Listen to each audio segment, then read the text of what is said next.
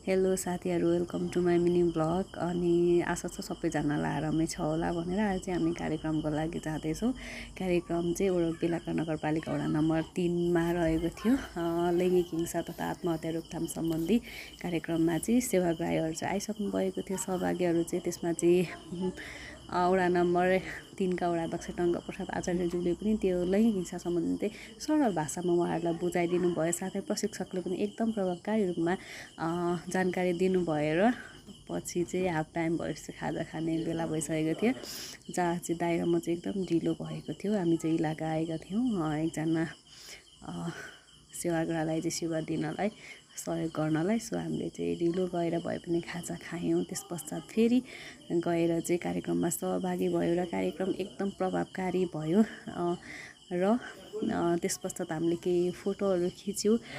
So thank you so much for watching my video साथीहरू।